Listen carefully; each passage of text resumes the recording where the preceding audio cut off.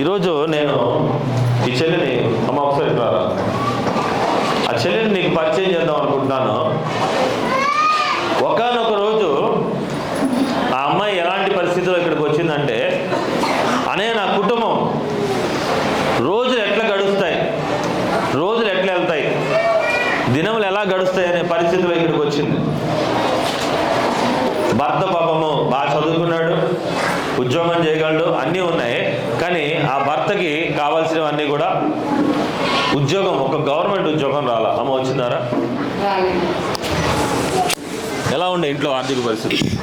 చాలా ఇబ్బందికరంగా ఉండేది. అసలు నా పరిస్థితి అయితే, నాకొద్దు, మీ అమ్మ వాళ్ళ ఇంటికి వెళ్ళిపో, నాకేం అవసరంలా, నీ పిల్లలతో నువ్వు వెళ్ళిపో అనేసి అన్నాడు చాలాసార్లు. అయితే అన్నయ్య, ఇక నువ్వు అమ్మ వాళ్ళ ఇంటికాడే ఉండు, నీకేం అవసరం లేదు, తన దగ్గర వెళ్ళాల్సిన అవసరం కూడా లేదు, నువ్వు అమ్మ వాళ్ళ కాడే ఉండు. లేదన్నయ్య, తను మళ్ళీ ఏదైనా అయితే మళ్ళీ నా మీదకే వస్తుంది అని అన్నయ్యతో చాలాసార్లు అన్నా. కానీ అలా అనుకుంటూనే నేను ఉన్నా. ఇక అలానే నాకు ఒక చిన్న జాబ్ వచ్చింది. అంటే డోక్రా మహిళలకి నేను ఇక గ్రామ దీపిక చేస్తా, మీకు అందరికీ తెలిసే ఉంటుంది. లోన్లు ఇప్పిస్తా, ఎన్ని లక్షలైనా నాకు మేనేజర్ సార్ ఫోన్ చేస్తే నేను 10 మందిని తీసుకొని వెళ్తా. అప్పుడు కూడా వద్దు, నువ్వు చేయమాకు, ఆ జాబ్ అవసరం లేదు, నాకేం అవసరం లేదు అన్నాడు. లేదు, నేను చేసుకుంటా, అన్నయ్యతో మాట్లాడినా, చేసుకోరా, నీకు మంచిగా ఉంటుంది, నువ్వు చేసుకో అన్నాడు. 3500 నాకు అప్పుడు 2023లో. తర్వాత ఒక 2 నెలలు అయ్యాక 8000 చేశారు మాకు జీతం. చేశాక ఇక నేను అట్లనే కంటిన్యూ చేసుకుంటా ఆ పని మీదే ఉన్నా నేను. తర్వాత అసలు ఆనంలో అసలు గ్రూపులు నడిచేవి కావు. 32 గ్రూపులు ఉన్నాయి. ఆ 32 గ్రూపులు అసలు మొత్తం ఎత్తేసుకున్నారు. అసలు అంతకుముందు చేసిన మహిళ అసలు చాలా డబ్బులు తిందానే అసలు అక్కడ మానేసుకున్నారు. మానేసుకున్నాక ఇక్కడ నువ్వు చేయడం అనవసరం, నీకేమీ రావంటే, తర్వాత ఒక గ్రూప్కే ఇప్పించా 20 లక్షలు. 20 లక్షలు ఇప్పించాక మేము కూడా తీసుకుంటాం, వడ్డీ లేని రుణాలు వస్తున్నాయని 32 గ్రూపులు, ఇక అన్ని గ్రూపులు నేను ఇప్పించాక నాకు అమౌంట్ ఇస్తారు వాళ్ళు. అమౌంట్ ఇస్తే ఎంత ఇస్తారంటే, ఒక గ్రూపుకి 3000 ఇస్తారు. మొత్తం 22 గ్రూపులు ఇప్పించిన 42,000 వచ్చినాయి.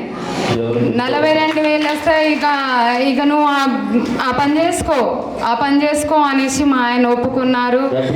ఇక నా కుటుంబంలో అన్ని సంతోషకరమైన, ఇంకా మొన్నే హింట్ వచ్చింది, 10,000 చేస్తామమ్మా మీకు, మా పీడీ గారు చెప్పారు మొన్నే, పోయిన వారంలోనే, 10,000 అమ్మా, మీ చేసే కష్టానికి మేము ప్రతిదీ వెనకుంటాం అనేసి మొన్నే అన్నారు నాతో. అన్నయ్య 18,000 జీతం చేస్తారమ్మా అనేసి అంటే 8,000 నుంచి 10,000 చేశారు మొన్నే. నెక్స్ట్ మంత్ నుంచి 10,000 చేస్తున్నారు. నా పిల్లల విషయంలో అయినా అన్నయ్యతోనే నేను మాట్లాడతా ప్రతిదీ. 12 సంవత్సరాలు అవుతుంది. 2014 నుంచి చెల్లె నడుస్తుంది. నేను ఆ చెల్లె గురించి ఒక విషయం చెప్తాను. నిజంగా ఎందుకు అంటే, వాళ్ళ పెళ్ళి అయిన కొత్తల్లో ఈ మందిరానికి రావడము, సంతానం కోసము, కుటుంబంలో సంతానము సమాధానం లేని పరిస్థితిలో ఆ చెల్లి ఇక్కడికి వచ్చింది. అయితే ఆ కుటుంబంలో దేవుడు తనకి 2 కుమారులను ఇచ్చాడు. అవునా? గట్టిగా చెప్పండి కూడా దేవుని చూపిద్దాం. 2 కుమారులను ఇచ్చాడు. కుటుంబంలో భర్త లోబడక ఎంత ఉన్నతమైన చదువులున్నా ఒక గవర్నమెంట్ ఉద్యోగం సంపాదించలేదు. ఎప్పుడైతే సంపాదించలేదో కొట్టేవాడు, పంపించేవాడు, నెలల తరబడి తల్లి దగ్గర ఉండేది. అమ్మాయి నన్ను అడుగుతూ ఉండేది, అన్నయ్య నా బ్రతుకు మారుద్దా, నా బ్రతుకు మారుద్దా? మారుద్దిరా, ఎందుకంటే నువ్వు ఈ సంఘంలో బలమైన విశ్వాసవి. నాన్నగారి సమయంలో వారి రక్షణ పొందుకున్న బిడ్డలు వేరు. నిలబడితే మారుద్ది. ఆడపిల్లవే, నిన్ను అందరూ అవమానిస్తున్నారు, నువ్వు తినడానికి, నువ్వు ఉండడానికి వీల్లేదు, నువ్వు అక్కడ, నీ మాట అంటే నేను లెక్క చేయను అనే భయంకరమైన అవమానాలతో ఉంటా ఉంటే, ఒకరోజు నాకు అడిగింది, అన్నయ్య చిన్న కొట్టైనా పెట్టుకుంటా అన్నయ్య అంటే, మళ్ళీ నువ్వు చదువుకున్నావు అమ్మ, అడిగావా? ఏ కొట్టు అడిగావు? వైన్ షాప్ పెట్టుకున్నావు. నువ్వు పెట్టుకోవద్దని చెప్పినాను నేను. చిన్న షాప్ పెట్టుకొని లింక్ లాగా పెట్టుకొని నడిపిస్తా అంటే నీకు అలాంటి అవమానమైన పరిస్థితి రాదురా. ఎవరైనా వచ్చి పోలీసులు కానీ ఎవరైనా వచ్చి అవమానిస్తే నా చెల్లి ఇంత అవమానపడిందని నాకు బాధపడాల్సి వస్తుంది. ఏ రోజైతే నువ్వు అడిగావో 2 సంవత్సరాల క్రితం నన్ను అడిగింది, అంతేనారా? ఆ రోజు దేవుడి నుంచి నువ్వు బలంగా అడుగు. ఏదైనా బతకడానికి కావాలన్నావుగా, దేవుడిని నిన్ను నిలబెడతానంటే ఈరోజు తనే వేల మందికి డబ్బులు లక్షలు ఇప్పించగలిగే స్థాయికి వెళ్ళి గట్టిగా దేవుడు చూద్దాం. ఆమెన్, హల్లెలూయా. మరి కష్టం వచ్చినప్పుడు స్త్రీ అనేది లెక్కలేని పరిస్థితిలో ఉన్న కుటుంబమే. రేపు ఇదే చెల్లి కల్లూరులో మా దగ్గర మీటింగ్ పెట్టాలి, మా దగ్గరే నేను నా కష్టంతో ఎవరిని నేను ఏం అడగకుండా నా దగ్గరనే మీటింగు. ఇంక మొన్న నాకు ఈ విషయాలన్నీ ఎలా చెప్తా ఉంటారంటే, ఆడపిల్లలైనా నేను మిమ్మల్ని అడుగుతున్నా, నీ దగ్గరికి కష్టం రావచ్చు, ఇబ్బంది రావచ్చు, కానీ ఓడిపోయినట్టు కాదు. ఈ మందిరంలో 12 సంవత్సరాల సువార్తలో ఇల్లు కూడా లేకుండా చేద్దాం అనుకున్నారు, అవునా కదరా? సొంత ఇల్లు కూడా లేకుండా చేద్దాం అనుకున్నారు.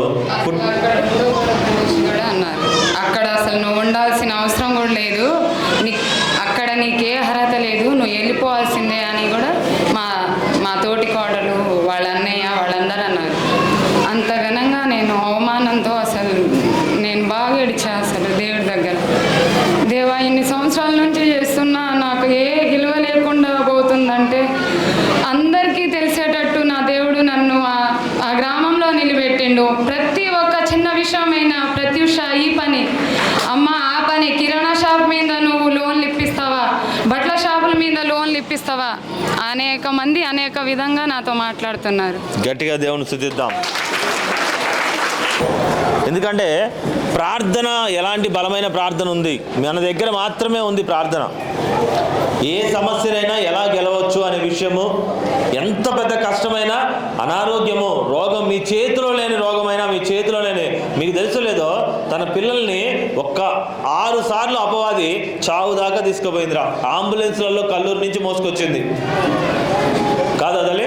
హాస్పిటల్లో అయితే అసలు జాయిన్ లేదన్నారు. నైట్కి నైట్ 12ంటికి వచ్చినాం. ఫుల్ ఫీవరు, పిడుసులు కూడా వచ్చినాయి. 12ంటికి అన్నయ్యకి ఫోన్ చేస్తే, ఒరే ఏదైనా అవకాశం ఉంటే ఆ హాస్పిటల్కి ఎన్నో హాస్పిటల్ తిరిగినాం, లేదమ్మా బెడ్లు ఫుల్ అయినాయి అసలు లేవు అనేసి అంటే, సన్ రైజర్ అన్నయ్య చెప్పిండు ఆ హాస్పిటల్లో ఇక బెడ్ లేకపోయినా అక్కడ కింద కూర్చొని పిల్లగాడికి సిలిండర్లు ఎక్కించి ఆ నైటు మంచిగా క్లియర్ అయింది. నెక్స్ట్ డేనే ఇక పంపించారు మాకు ఇంటి దగ్గర. గట్టిగా దేవుని స్తుతిద్దాం. ప్రాణాల మీదకి వచ్చే కష్టం వస్తుంది. నేను మళ్ళీ చెప్తున్నా, కష్టం రాకుండా ఉండే మనిషి భూమి మీద లేడు, కానీ గెలవడం అనేది ఇక్కడ మాత్రమే సాధ్యం. పురుషులకు కూడా చెప్తున్నా నేను, మీరు ఎక్కడ ఉంటున్నారో ఒకసారి ఆలోచించండి. దేవుడితో ఉంటే గ్రహింపు. దిబోరా అనే ఒక మామూలు స్త్రీ గురించి ఈరోజు సాక్ష్యం చెప్తున్నా. ఒకరోజు భోజనము, మా భర్త ఖర్చులకి వీటన్నిటికీ మేము ఏమాత్రం వెళ్ళట్లేదు, నేను ఏ పని చేసుకోవాలి అని ఆలోచించిన చెల్లి ఈరోజు 32 గ్రూపుల మీద గ్రూపుకి 12 మందిని వేసుకుంటే 200-300 మందికి పని ఇప్పించే స్థాయిలో ఉంది. గట్టిగా దేవుడికి స్తుతిద్దాం. మందిర నిర్మాణంలో కూడా ప్రార్థన చేయాలంటే, ఈ మందిర నిర్మాణంలో కూడా తను ఉంది. అందరూ చేతులు ఎత్తి తన కుటుంబాన్ని దీవించి ప్రార్థన చేద్దాం. మహాపరిశుద్ధ తండ్రి, గొప్ప దేవేశయ్య, నా చెల్లిని మీరు దీవించి, అయా ఒక మండలమే కాదు ప్రభా, ఒక ఊరు కాదు ప్రభా, ఒక మండలమునకు అత్యంత ముఖ్యమైన స్థాయిలకు ప్రభా బిడ్డలను చేర్చమని అడుగుతున్నాము తండ్రి. ఆమేన్.